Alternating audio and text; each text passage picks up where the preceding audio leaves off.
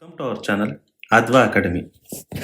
ಈಗಾಗಲೇ ನಮ್ಮ ಅದ್ವಾ ಅಕಾಡೆಮಿಯಲ್ಲಿ ಗ್ರೂಪ್ ಸಿಗೆ ಸಂಬಂಧಪಟ್ಟಂತೆ ಪೇಪರ್ 2 ಕಮ್ಯುನಿಕೇಷನಲ್ಲಿ ಕನ್ನಡ ಹಾಗೂ ಕಂಪ್ಯೂಟರ್ಗೆ ಸಂಬಂಧಪಟ್ಟ ಪ್ರಶ್ನೆಗಳನ್ನು ನೋಡಿರ್ತೀರಿ.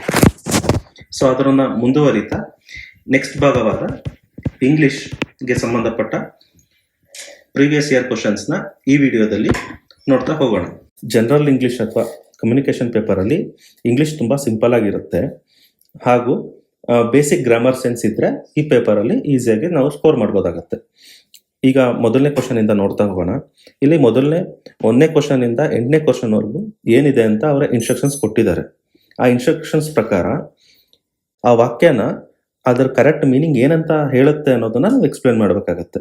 ಸ್ವಲ್ಪ ಆ ಆಪ್ಷನ್ಸ್ನ ನೋಡಿ ಆಪ್ಷನ್ಸಲ್ಲಿ ಎಲಿಮಿನೇಟ್ ಈಸಿಯಾಗಿ ಮಾಡ್ಬೋದು. ಆ್ಯಕ್ಚುಲಿ ನೀವು ಕೊಟ್ಟಿರೋ ಪದಗಳಿಗೆ ಎಲಿಮಿನೇಷನ್ ಟೆಕ್ನಿಕ್ ಕೂಡ ಇಲ್ಲಿ ವರ್ಕ್ ಆಗುತ್ತೆ. ನಿಮ್ಗೇನಾದರೂ ತುಂಬ ಅರ್ಥ ಆಗ್ತಾ ಇಲ್ಲ ಇಂಗ್ಲೀಷ್, ಇದು ನಾನು ನೋಡಿ ನುಡಿಗಟ್ಟು ಥರ ಇದೆ ಅಂತ ಅಂದರೆ. ಈಗ ಮೊದಲನೇ ಕ್ವಶನ್ ನೋಡೋಣ. We have to read between the lines before signing of the contract. ಇಲ್ಲಿ ರೀಡ್ ಬಿಟ್ವೀನ್ ದ ಲೈನ್ಸ್ ಅಂತ ಏನು ಅಂತ ನೋಡೋದಾದ್ರೆ, ಯೂಶಲಿ ಯಾವುದಾದ್ರೂ ವಿಷಯದ ಬಗ್ಗೆ ಕಂಪ್ಲೀಟ್ ಡೀಟೇಲ್ಸ್ನ ನಾವು ಅಧ್ಯಯನ ಮಾಡೋದ್ರನ್ನ ರೀಡ್ ಬಿಟ್ವೀನ್ ದ ಲೈನ್ಸ್ ಅಂತ ಕರಿತೇವೆ. ಕೊಟ್ಟಿರುವಂಥ ಆಪ್ಷನ್ಸಲ್ಲಿ ರೀಡ್ ಬಿಟ್ವೀನ್ ದ ಲೈನ್ಸ್ ಅನ್ನೋ ಸೆಂಟೆನ್ಸ್ಗೆ ಕರೆಕ್ಟ್ ಆದ ಅರ್ಥ ಹೇಳುವಂಥ ಆಪ್ಷನ್ಸ್ ಯಾವುದು? ಆಪ್ಷನ್ ನಂಬರ್ 3 ನೋಡಿ. We have to infer and understand the hidden meaning ಅಂತ ಕೊಟ್ಟಿದ್ದಾರೆ. ಅಂದರೆ ನಾವು ಅದರ ಒಳಾರ್ಥವನ್ನು ಅರ್ಥ ಮಾಡ್ಕೋಬೇಕು ಅಂತ ಹೇಳ್ತಾರಲ್ಲ, ಸೊ ಅದೇ read between the lines. So correct answer option number 3. Question number 2. He doesn't have any axe to grind in this issue. ಈ ಸೆಂಟೆನ್ಸ್ನ ಅರ್ಥ ಏನಪ್ಪಾ ಅಂದರೆ, ಯಾವುದಾದ್ರೂ ಒಂದು ಇಶ್ಯೂ ನಡೀತಾ ಇರುತ್ತೆ, ಅದರಲ್ಲಿ ಅವನ ಸ್ವಂತ ಇಂಟ್ರೆಸ್ಟ್ ಏನೂ ಇಲ್ಲ ಅನ್ನೋ ಅರ್ಥ ಮೀನಿಂಗ್ ಬರುತ್ತೆ, ಅಥವಾ ಅವನಿಗೆ ಸ್ವಂತ ಲಾಭ ಏನೂ ಇಲ್ಲ ಅಂತ. ಈ ಸೆಂಟೆನ್ಸ್ಗೆ ಸರಿಯಾಗಿ ಮ್ಯಾಚ್ ಆಗುವಂಥ ಆಪ್ಷನ್ಸ್ನ ನಾವು ಹುಡುಕೋದಾದ್ರೆ ಆಪ್ಷನ್ 2 ನೋಡಿ. He does not have to serve his private motives in this issue. ಅವನ ಸ್ವಂತ ಉದ್ದೇಶನ ಈಡೇರಿಸ್ಕೊಳ್ಳೋ ಅಗತ್ಯ ಇಲ್ಲಿ ಇಲ್ಲ ಅಂತ ಹೇಳ್ತಾ ಇದೆ ಈ ಸೆಂಟೆನ್ಸ್. ಸೊ ಇದು ನಮ್ಮ question he doesn't have any axe to ಗ್ರೈಂಡ್ಗೆ ಕರೆಕ್ಟಾಗಿ ಮ್ಯಾಚ್ ಆಗ್ತಾ ಇದೆ. He doesn't have any axe to grind ಅಂದರೆ ಅವನಿಗೆ ಯಾವುದೇ ಪರ್ಪಸ್ ಇಲ್ಲ ಅಲ್ಲಿ ಇನ್ನೂ ಕೂಡ ಮೂಗು ತೂರಿಸೋದ್ರಲ್ಲಿ ಅಂತ ಅರ್ಥ ಬರುತ್ತೆ. Next question. Rustam is black sheep of his family. Usually black sheep ಅನ್ನೋದನ್ನ ಯಾರಿಗೆ ಡಿನೋಟ್ ಮಾಡ್ತಾರೆ ಅಂದರೆ, ಯಾರನ್ನಾರು ಅವಮಾನ ಮಾಡಬೇಕು ಅಂದರೆ ಅಥವಾ ಕೆಳಗಡೆ ನೋಡಬೇಕು ಅಂದರೆ ಅವ್ರಿಗೆ ಬ್ಲ್ಯಾಕ್ ಶಿಪ್ ಅಂತ ಕರೀತಾರೆ. ಈ ಕೊಟ್ಟಿರೋ ಆಪ್ಷನ್ಸಲ್ಲಿ ಆಪ್ಷನ್ ನಂಬರ್ 4 ನೋಡಿ. Rustam is reckless and least reputable in the family. So ಇದು ಬ್ಲ್ಯಾಕ್ ಶಿಪ್ಗೆ ಮ್ಯಾಚ್ ಆಗುತ್ತೆ. Rustam is the black sheep ಫ್ಯಾಮಿಲಿಗೆ Rustam is reckless and least reputable in the family ಅನ್ನೋದು ಆನ್ಸರ್ ಆಗುತ್ತೆ. ಸೊ ಈ ಥರ ಕ್ವಶನ್ಸಲ್ಲಿ ಅದರ ಒಳಾರ್ಥವನ್ನು ತಿಳ್ಕೊಂಡು ನೀವು ಆನ್ಸರ್ ಮಾಡಬೇಕಾಗತ್ತೆ. ಫಾರ್ ಎಕ್ಸಾಂಪಲ್ ಇಲ್ಲಿ ಬ್ಲ್ಯಾಕ್ ಶಿಪ್ ಕೊಟ್ಬಿಟ್ಟಿದ್ದಾರೆ ಅಂತ ಕ್ವಶನ್ ನಂಬರ್ 1 ಡಾರ್ಕ್ ಸ್ಕಿನ್ಡ್ ಅಂತ ಆಗಲಿ ಅಥವಾ ಶೀಪ್ ಅನ್ನೋ ಮೀನಿಂಗ್ಗೆ ಸಾಫ್ಟ್ ಸ್ಪೋಕನ್ ಅಂತ ಆಗಲಿ ನೀವು ಇನ್ಫರ್ ಮಾಡಬಾರ್ದು. ಯಾವುದೇ ಪದ ಈ ಥರ ಸೆಂಟೆನ್ಸ್ ಕೊಟ್ಟಿರುವಾಗ ಅದರ ಒಳಾರ್ಥ ಏನು ಹೇಳ್ತಾ ಇದೆ ಅಂತ ಕೊಟ್ಟಿರೋ ಸೆಂಟೆನ್ಸ್ ಜೊತೆಗೆ ಓದಿ ಅರ್ಥ ಮಾಡ್ಕೊಂಡು ಆನ್ಸರ್ ಮಾಡಿ. Next question. Tejas attends karate classes once in a blue moon. ಇಲ್ಲಿ once in a blue moon ಅಂದರೆ ಲೈಕ್ ಬ್ಲೂ ಮೂನಲ್ಲಿ ಅವನೇನು ಹೋಗಿ ಕರಾಟೆ ಕ್ಲಾಸ್ ಅಟೆಂಡ್ ಮಾಡ್ತಿದ್ದಾನೆ ಅಂತ ಅಲ್ಲ. Once in a blue moon ಯಾವಾಗ ಆಕಾರ ಆಗುತ್ತೆ? ಯಾವಾಗ ತುಂಬ ರೇರ್ ಆಗಿ ಅಲ್ವಾ? ಸೊ ನಿಮ್ಗೆ ಏನು ಅರ್ಥ ಮಾಡ್ಕೋಬಹುದು, ತೇಜಸ್ ಕರಾಟೆ ಕ್ಲಾಸಸ್ಗೆ ತುಂಬ ರೇರ್ ಆಗಿ ಹೋಗ್ತಾ ಇದ್ದಾನೆ ಅಂತ. ಇಲ್ಲಿ ಯಾವ ಆಪ್ಷನ್ ಕೊಟ್ಟಿದೆ ನೋಡಿ. Yes, option number 2 Tejas attends karate classes rarely ಅನ್ನೋದು ಇಲ್ಲಿ ಸರಿಯಾದ ಆನ್ಸರ್ ಆಗುತ್ತೆ. Next question. John is fishing in troubled waters these days. ಇಲ್ಲಿ ಫಿಶಿಂಗ್ ಇನ್ ಟ್ರಬಲ್ಡ್ ವಾಟರ್ಸ್ ಅಂದರೆ ಯಾರಾದರೂ ಕಷ್ಟದ ಪರಿಸ್ಥಿತಿಲಿ ಇದ್ದಾರೆ ಅಂದರೆ ಅದರಿಂದ ಅಡ್ವಾಂಟೇಜ್ ತಗೋತಾ ಇದ್ದಾರೆ ಯಾರಾದರೂ ಅಂದರೆ ಅದನ್ನು ನಾವು fishing in the troubled waters ಅಂತ ಕರಿತೀವಿ. ಇಲ್ಲಿ ಜಾನು ಬೇರೆಯವರ ಕಷ್ಟದಲ್ಲಿ ತನ್ನ ಲಾಭನ ತೀರ್ಸ್ಕೊತಾ ಇದ್ದಾನೆ ಅಂತಲೂ ಕೂಡ ಹೇಳ್ಬೋದು. ಆ ಮೀನಿಂಗ್ ಕೊಡೋವಂಥ ಆಪ್ಷನ್ಸ್ ಇದರಲ್ಲಿ ನಾವು ನೋಡೋದಾದ್ರೆ, John is into adventure sports these days. John is aggravating in the situation these days. John is taking advantage of others trouble these days. John is in deep confusion these days. ಇದ್ರಲ್ಲಿ ನಾವು ಅವಾಗಲೇ ಹೇಳ್ದಂಗೆ meaning option 3 ಕೊಡುತ್ತೆ. ಹಾಗಾಗಿ correct answer option 3. Next question, worshipping the rising sun. ಇಲ್ಲಿ worshipping the rising ಸನ್ ಅಂತ ಅಂದ್ರೆ ಯಾರಾದ್ರೂ ಮುಂದೆ ಬರ್ತಾ ಇದ್ರೆ ಅಥವಾ ಅಧಿಕಾರಕ್ಕೆ ಬರ್ತಾ ಇದ್ರೆ ಅವರ ಹಿಂದೆ ಹೋಗೋದು ಅಂತ ಅರ್ಥ ಬರುತ್ತೆ. ಈ ನಮ್ಮ ಆಪ್ಷನ್ಸ್ ಅಲ್ಲಿ ನೋಡಿದ್ರೆ ನಿಮ್ಗೆ ಆಪ್ಷನ್ 4 ನೋಡಿ, to respect the man who is coming in to the power has become the order of the day. ಯಾರು ಅಧಿಕಾರಕ್ಕೆ ಬರ್ತಾರೆ ಅವನಿಂದ ಫಾಲೋ ಮಾಡೋದು ನಾರ್ಮಲ್ ಆಗಿದೆ, order of the day normal ಆಗಿದೆ ಅಂತ ಹೇಳೋ ಮೀನಿಂಗ್ ಬರುತ್ತೆ. ಅಂದ್ರೆ ಕ್ವಶನ್ ನಂಬರ್ 6ಗೆ option number 4 is the right answer. Next question 7, Tina should be ready to face the music now. ಇಲ್ಲಿ to face the music now ಅನ್ನೋದಕ್ಕೆ meaning ನಾವು ಹುಡುಕ್ಬೇಕಾಗತ್ತೆ. To face the music now ಅಂದ್ರೆ ಯಾರಾದ್ರೂ ಒಂದು ಆಕ್ಟ್ ಮಾಡಿದರೆ ಅಥವಾ ಏನೋ ಒಂದು ಕೆಲಸ ಮಾಡಿದರೆ ಅದಕ್ಕೆ ಆಗೋ ಪರಿಣಾಮ ಕೆಟ್ಟದಾಗಿರಲಿ ಅಥವಾ ಒಳ್ಳೇದಾಗಿರ್ಲಿ, ಕೆಟ್ಟದಾಗಿದ್ದಕ್ಕೆ ಅವ್ರು ಅನುಭವಿಸ್ಲೇಬೇಕು ಅನ್ನೋ ಮೀನಿಂಗ್ ಬರುತ್ತೆ. ಈ ನಮ್ಮ ಆಪ್ಷನ್ಸ್ ಅಲ್ಲಿ ನೋಡಿದ್ರೆ ಆಪ್ಷನ್ ನಂಬರ್ 2 ನೋಡಿ, Tina should be ready to face the suffer unpleasant consequences for her acts ಅಂತ ಬರುತ್ತೆ. ಟು ಫೇಸ್ ದ ಮ್ಯೂಸಿಕ್ ಅನ್ನೋದಕ್ಕೆ ಆಪ್ಟಿಮಮ್ ಆಪ್ಷನ್ ಇದು. So correct answer is 2. Next question, Shylock had windfall with a new announcement in the government policy. ಇಲ್ಲಿ had a windfall ಅನ್ನೋದಕ್ಕೆ ನಾವು ಮೀನಿಂಗ್ನ ಹುಡುಕ್ಬೇಕಾಗತ್ತೆ. Had a ವಿಂಡ್ಫಾಲ್ ಅಂದ್ರೆ meaning ಏನಪ್ಪಾ ಅಂತ ಅಂದ್ರೆ ಒಂದು ಅನ್ಎಕ್ಸ್ಪೆಕ್ಟೆಡ್ ಗೈನ್, ಸಡನ್ ಆಗಿ ಏನಾದ್ರೂ ಬಿಸ್ನೆಸ್ ಅಲ್ಲಿ ಅಥವಾ ಯಾವುದೇ ವಿಷಯದಲ್ಲಿ ಲಾಭ ಆಯಿತು ಅಂದ್ರೆ ಅದನ್ನ ನಾವು ವಿಂಡ್ಫಾಲ್ ಅಂತ ಕರಿತೀವಿ. ಸೊ ಅದಕ್ಕೆ ಆಪ್ಟಿಮಮ್ ಆಗಿರೋ ಆಪ್ಷನ್ ಬಂದು ಆಪ್ಷನ್ 1 ನೋಡಿ, Shylock had an unexpected gain and a good fortune after the new announcement of the government policy. Almost question ಇರೋ ತರನೇ ಇದೆ ಅಲ್ವಾ? ಸೊ ಇದೇ ಆನ್ಸರ್, ಸಿಂಪಲ್ ಆಗಿದೆ. ಓಕೆ, ನಿನ್ನ ನೆಕ್ಸ್ಟ್ ಸೆಟ್ ಆಫ್ ಕ್ವಶನ್ಸ್ ಹೋಗೋಣ. ಇಲ್ಲಿ ಡೈರೆಕ್ಷನ್ಸ್ ಕೊಟ್ಟಿದ್ದಾರೆ ಫ್ರಮ್ ಕ್ವಶನ್ 9 to 16. ಏನಪ್ಪಾ ಮಾಡಬೇಕು ಇಲ್ಲಿ ಅಂದ್ರೆ, ಅವರು ಒಂದು ವರ್ಡ್ ಅಥವಾ ಸಮಥಿಂಗ್ ಸೆಂಟೆನ್ಸ್ ಏನಾರ ಕೊಟ್ಟಿರ್ತಾರೆ, ಅದಕ್ಕೆ optimum meaning near to meaning ಬರುವಂತ ಆನ್ಸರ್ನ ನಾವು ಚೂಸ್ ಮಾಡಬೇಕು. ಇಲ್ಲಿ ಎಕ್ಸಾಂಪಲ್ ಕೂಡ ಕೊಟ್ಟಿದ್ದಾರಲ್ಲ, ಆ ಎಕ್ಸಾಂಪಲ್ ತರನೇ ನಾವು ಆನ್ಸರ್ ಕೂಡ ಸಾಲ್ವ್ ಮಾಡಬೇಕಾಗತ್ತೆ. ಈಗ ಕ್ವಶನ್ ನಂಬರ್ 9 ನೋಡಿ, ವಾಕ್ಸ್ ಪಾಪುಲಿ. ವಾಕ್ಸ್ ಪಾಪುಲಿ ಅಂದ್ರೆ ಮೀನಿಂಗ್ ಏನಪ್ಪಾ ಅಂದ್ರೆ ವಾಯ್ಸ್ ಆಫ್ ದ ಪೀಪಲ್ ಅಥವಾ ಪಬ್ಲಿಕ್ ಒಪಿನಿಯನ್, ಅದನ್ನ ವಾಕ್ಸ್ ಪಾಪುಲಿ ಅಂದ್ರೆ ತುಂಬಾ ಪಾಪ್ಯುಲಿಸ್ಟಿಕ್ ಒಪಿನಿಯನ್ ಅನ್ನೋ ಮೀನಿಂಗ್ ಬರುತ್ತೆ. ಇದು actually Latin word. Usually Latin ಮತ್ತೆ ಇಂಗ್ಲಿಷ್ ಓವರ್ ಸೆಕ್ಟ್ ಆಗೋದ್ರಿಂದ ಇಂಗ್ಲಿಷ್ ಅಲ್ಲೂ ಕೂಡ ಇದನ್ನ ಯೂಸ್ ಮಾಡ್ತಾರೆ, ವಾಕ್ಸ್ ಪಾಪುಲಿ ಅಂತ. ಇಲ್ಲಿ ನಮ್ಮ ಆಪ್ಷನ್ಸ್ ಅಲ್ಲಿ ನೋಡೋದಾದ್ರೆ ಪಾಪ್ಯುಲರ್ ಒಪಿನಿಯನ್ ಅನ್ನೋದಕ್ಕೆ ಕರೆಕ್ಟ್ ಮೀನಿಂಗ್ ಇದು ಮ್ಯಾಚ್ ಆಗುತ್ತೆ. So answer is 1. Next question 10th, bete ನೋಯ್ರೆ.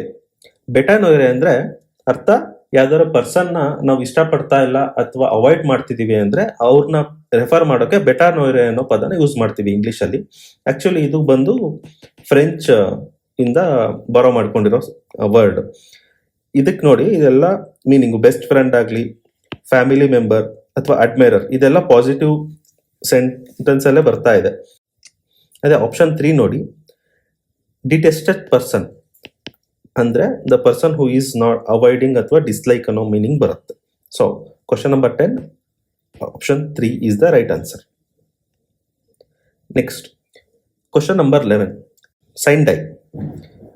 Sign die ಅಂದ್ರೆ ಮೀನಿಂಗ್ ಏನಪ್ಪಾ ಅಂದ್ರೆ ಒಂದು ಇಂಡೆಫಿನೆಟ್ಲಿ ಅಥವಾ ಇನ್ಫಾರ್ಮಲಿ ಯಾವುದೇ ಪರ್ಟಿಕ್ಯುಲರ್ ಡೇಟ್ ಇಲ್ಲದೆ ಒಂದು ಇವೆಂಟ್ ನ ರೆಫರ್ ಮಾಡೋಕೆ ಸೈನ್ ಡೈ ಅನ್ನೋದ ಯೂಸ್ ಮಾಡ್ತಾರೆ. ನಮ್ಮ ದೇಶದ ಲಾ ಮತ್ತೆ ಕೋರ್ಟ್ಸ್ಗಳಲ್ಲೂ ಕೂಡ ಹಾಗೂ ಪಾರ್ಲಿಮೆಂಟ್ ಅಲ್ಲಿ ಸೈನ್ ಡೇ ಅನ್ನೋ ವರ್ಡ್ನ ನಾವು ಯೂಸ್ ಮಾಡ್ತೀವಿ. ಇದು ಆಕ್ಚುಲಿ ಬಂದು ಲ್ಯಾಟಿನ್ ಟರ್ಮ್. ಇಲ್ಲಿ ಆಪ್ಷನ್ಸ್ ಅಲ್ಲಿ ನಾವು ನೋಡೋದಾದ್ರೆ signature on the will, final judgement, public announcement, without a date fixed. ಇಲ್ಲಿ ನಾವು ಸೈನ್ ಡೇ ಅನ್ನೋದಕ್ಕೆ ವಿತೌಟ್ ಎ ಡೇಟ್ ಫಿಕ್ಸ್ಡ್ ಅನ್ನೋದು ಆಪ್ಟಿಮಮ್ ಆನ್ಸರ್ ಆಗುತ್ತೆ. So answer is 4. Next question, pro bono. Usually pro bono ಅನ್ನೋದನ್ನ ಏನಕ್ಕೆ ಯೂಸ್ ಮಾಡ್ತಿದೀವಿ ಅಂದ್ರೆ ಯಾವುದೇ ನಿರೀಕ್ಷೆ ಅಥವಾ ಪ್ರತಿಫಲಾಕ್ಷೆ ಇಲ್ಲದೆ ಏನಾದ್ರೂ ಕೆಲಸ ಮಾಡ್ಕೊಡ್ತೀವಲ್ಲ ಅದನ್ನ ಡಿನೋಟ್ ಮಾಡಕ್ಕೆ ಪ್ರೋ ಬೋನೋ ಅನ್ನೋ ವರ್ಡ್ನ ನಾವು ಯೂಸ್ ಮಾಡ್ತೀವಿ, ಯಾವುದೇ ರಿಟರ್ನ್ ಎಕ್ಸ್ಪೆಕ್ಟೇಷನ್ಸ್ ಇಲ್ಲದೆ ಕೆಲಸ ಮಾಡೋದಕ್ಕೆ. ಇಲ್ಲಿ ಮೀನಿಂಗ್ ನೋಡ್ತಾ ಬನ್ನಿ. Work done without compensation, work done according to the order of the court or law, work done in bad faith, work done in pressure, under pressure. ಇಲ್ಲಿ ಯಾವುದೇ ವಿತೌಟ್ ಕಂಪನ್ಸೇಷನ್ ಅಂತ ಇದೆಯಲ್ವಾ, ಸೊ ಇದು ಮ್ಯಾಚ್ ಆಗುತ್ತೆ option number 1. Next amicus curiae. ಇಲ್ಲಿ ಒಂದು court term ಅಥವಾ legal term ಆಗಿ ಅಮಿಕಸ್ ಕ್ಯೂರಿನ ಯೂಸ್ ಮಾಡ್ತೀವಿ. ಅಂದ್ರೆ ಅವ್ರಿಗೆ ಏನು ಸಂಬಂಧಪಟ್ಟಿರಲ್ಲ, ಆದ್ರೂ ಕೋರ್ಟ್ಗೆ ಹೆಲ್ಪ್ ಮಾಡ್ತಾ ಇರ್ತಾರೆ, ಲೀಗಲ್ ಆಗಿ ಅಡ್ವೈಸ್ ಕೊಡ್ತಾ ಇರ್ತಾರೆ. ಅವ್ರನ್ನ ನಾವು ಲೈಕ್ ಫ್ರೆಂಡ್ ಆಫ್ ಕೋರ್ಟ್ ಅಂತಾನೂ ಕೂಡ ಕರಿಬಹುದು. ಆವಾಗ ನಾವು ಅಮಿಕಸ್ ಕ್ಯೂರಿ ಅನ್ನೋ ಟರ್ಮ್ನ ಯೂಸ್ ಮಾಡ್ತೀವಿ. ಇಲ್ಲಿ ಆಪ್ಷನ್ಸ್ ಅಲ್ಲಿ ನೋಡಿದ್ರೆ friend of court option number 4 right answer. Next question, axiom. Axiom ಅಂದ್ರೆ ಮೀನಿಂಗ್ ಏನೋ ಅಂದ್ರೆ, ಆಕ್ಸಿಯೋಮ್ ಅಂದ್ರೆ ಎನಿ ಪ್ರಿನ್ಸಿಪಲ್ ಅವರ ಸ್ಟೇಟ್ಮೆಂಟ್ ವಿತೌಟ್ ಪ್ರೂಫ್ ನಾವು ಅದನ್ನ ಸರಿ ನಿಜ ಅಂತ ಒಪ್ಕೋತೀವಲ್ಲ ಅದನ್ನ, ಅಥವಾ ಒಪ್ಕೋತಾ ಇದ್ದಾರೆ ತುಂಬಾ ದಿನದಿಂದ ಅಂತ ಹೇಳಿದ್ರೆ ಅದನ್ನ ನಾವು ಆಕ್ಸಿಯೋಮ್ ಅಂತ ಕರಿತೀವಿ. ಇಲ್ಲಿ ಆಪ್ಷನ್ಸ್ ಅಲ್ಲಿ ಬಂದು option number 1 A statement which is accepted as A true without proof ಅನ್ನೋದು ಆನ್ಸರ್ ಆಗಿರುತ್ತೆ. ಕಾರ್ಟೋಗ್ರಾಫರ್. ಕಾರ್ಟೋಗ್ರಾಫರ್ ಅಂದ್ರೆ ಯಾರು ಮ್ಯಾಪ್ ನ ಡ್ರಾ ಮಾಡ್ತಾನೆ ಹಾಗೂ ಮ್ಯಾಪ್ ಅಲ್ಲಿ ಎಕ್ಸ್ಪರ್ಟ್ ಆಗಿರ್ತಾನೆ ಅವನ್ನ ನಾವು ಕಾರ್ಟೋಗ್ರಾಫರ್ ಅಂತ ಕರಿತೀವಿ. ಇಲ್ಲಿ option number 1 one who draws the maps. Next question, cavalry. Cavalry ಅನ್ನೋ ಪದನ ವಾರ್ ಟೈಮ್ ಅಲ್ಲಿ ಹೇಳೋದನ್ನ ನಾವು ಕೇಳ್ಬೋದು. ಕ್ಯಾವೆಲ್ರಿ ಅನ್ನೋ ಮೀನಿಂಗ್ ಯೂಶಲಿ ಹಳೆ ಕಾಲದಲ್ಲಿ ಯಾರು ಕುದುರೆ ಮೇಲೆ ಕುತ್ಕೊಂಡು ಯುದ್ಧ ಮಾಡ್ತಾ ಇರ್ತಾರೆ ಅವ್ರನ್ನ, ಆ ಸೇನೆನ ನಾವು ಕ್ಯಾವೆಲ್ರಿ ಅಂತ ಕರಿತೀವಿ. ಈಗ ಇತ್ತೀಚೆಗೆ ಇಂಪ್ರೂವ್ ಆಗಿರೋ ಮಾಡರ್ನ್ ಟರ್ಮ್ ಅಲ್ಲಿ ಒನ್ ಹೂ ಫೈಟ್ಸ್ ಆನ್ ಈ ಟ್ಯಾಂಕ್, ಹೆಲಿಕಾಪ್ಟರ್, ಆರ್ಮಡ್ ವೆಹಿಕಲ್ ಅಲ್ಲಿ ಫೈಟ್ ಮಾಡೋರಿಗೆ ಕ್ಯಾವೆಲ್ರಿ ಅಂತ ಕರಿತೀವಿ. ನಮಗೆ ಕೊಟ್ಟಿರೋ ಆಪ್ಷನ್ಸ್ ಅಲ್ಲಿ the soldier who fights on horse back ಅನ್ನೋದು ಕರೆಕ್ಟ್ ಆನ್ಸರ್ ಆಗುತ್ತೆ. ಇನ್ನು ನೆಕ್ಸ್ಟ್ ಸೆಟ್ ಆಫ್ ಕ್ವಶನ್ಸ್ ನೋಡ್ಕೊಳ್ಳೋಣ. Question number from 17 to 24. ಇಲ್ಲಿ ಇವರು ಇನ್ಸ್ಟ್ರಕ್ಷನ್ಸ್ ಕೊಟ್ಟಿರೋ ಪ್ರಕಾರ ಯಾವುದು ರಾಂಗ್ ಆಗಿ ಸ್ಪೆಲ್ಟ್ ಅಥವಾ ಸ್ಪೆಲ್ಲಿಂಗ್ ಮಿಸ್ಟೇಕ್ ಆಗಿದೆ ಅದನ್ನ ನಾವು ಐಡೆಂಟಿಫೈ ಮಾಡಬೇಕು. ಅಂದ್ರೆ 4 ಆಪ್ಷನ್ಸ್ ಅಲ್ಲಿ 3 ಆಪ್ಷನ್ಸ್ ಕರೆಕ್ಟ್ ಆಗೇ ಇರುತ್ತೆ ಸ್ಪೆಲ್ಲಿಂಗು, 1 ಆಪ್ಷನ್ ರಾಂಗ್ ಆಗಿರುತ್ತೆ, ಅದೇ ನಮ್ಮ ಆನ್ಸರ್ ಆಗಿರುತ್ತೆ. Let's move to questions. Question number 17. ಇದರಲ್ಲಿ ಕ್ವಶನ್ ನಂಬರ್ 1 ಸಪರೇಟ್ ಅನ್ನೋ ಸ್ಪೆಲ್ಲಿಂಗ್ ತಪ್ಪಾಗಿದೆ. ಸಪರೇಟ್ದು ಕರೆಕ್ಟ್ ಸ್ಪೆಲ್ಲಿಂಗ್ ಬಂದು SEPARATE. Next question number 18. ಇದರಲ್ಲಿ ತಪ್ಪಾಗಿ ಸ್ಪೆಲ್ಲಿಂಗ್ ಬರ್ದಿರೋ ವರ್ಡ್ ಡಿಪ್ತೀರಿಯಾ. ಡಿಪ್ತೀರಿಯಾದ correct spelt word DIPHTHERIA. Next question number 19. ಇದರಲ್ಲಿ incorrect spelt word option number 2 manure. ಇದರ correct spelt word MANOEURE. Next question number 20. ಇದರಲ್ಲಿ ಆಪ್ಷನ್ ನಂಬರ್ 3 ಕಲೆಕ್ಟಬಲ್ ಅನ್ನೋ ವರ್ಡ್ನ spelling ತಪ್ಪಾಗಿದೆ. ಇದರ ಕರೆಕ್ಟ್ ಸ್ಪೆಲ್ಲಿಂಗ್ ಏನು ಅಂದರೆ COLLECTABLE. Next question number 21. ಈ ಕೊಟ್ಟಿರೋ ವರ್ಡ್ಸ್ ಅಲ್ಲಿ ಮಿಸ್ಸ್ಪೆಲ್ಟ್ ವರ್ಡ್ ಬಂದು ಡಂಬೆಲ್. DUMBBELL ಅನ್ನೋದು ಇದರ correct spelled word. Question number 22. ಈ ವರ್ಡ್ಸ್ ಅಲ್ಲಿ ತಪ್ಪಾಗಿ ಸ್ಪೆಲ್ಟ್ ಆಗಿರೋ ವರ್ಡ್ ಫೈಲ್. FIERY ಅನ್ನೋದು ಇದರ correct spelled word. Next question number 23. ಇದರಲ್ಲಿ ಮಿಲೇನಿಯಂ ಅನ್ನೋದು ಮಿಸ್ಸ್ಪೆಲ್ಟ್ ವರ್ಡ್. ಇದರ ಕರೆಕ್ಟ್ ಸ್ಪೆಲ್ಲಿಂಗ್ ವರ್ಡ್ ಅಂದರೆ MILLENNIUM. Next question number 24. ಇದರಲ್ಲಿ ತಪ್ಪಾಗಿರೋ ವರ್ಡ್ ಮೇಂಟೆನೆನ್ಸ್. ಇದರ ಕರೆಕ್ಟ್ ಸ್ಪೆಲ್ಲಿಂಗ್ ಏನಪ್ಪಾ ಅಂದರೆ MAINTENANCE. Next set of question number 25 to 32.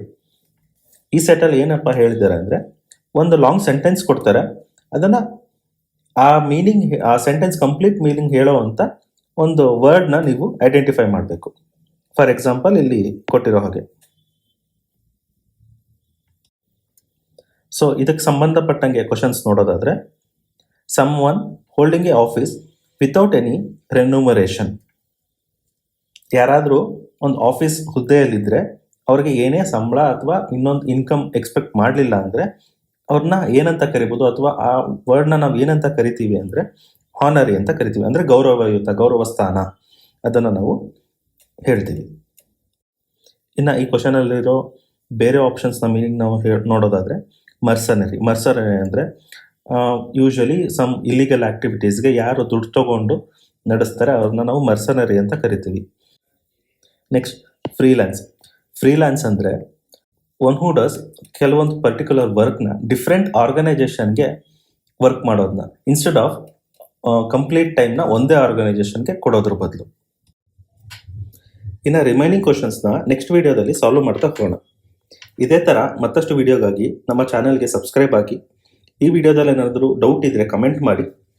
Thank you for watching Adva academy.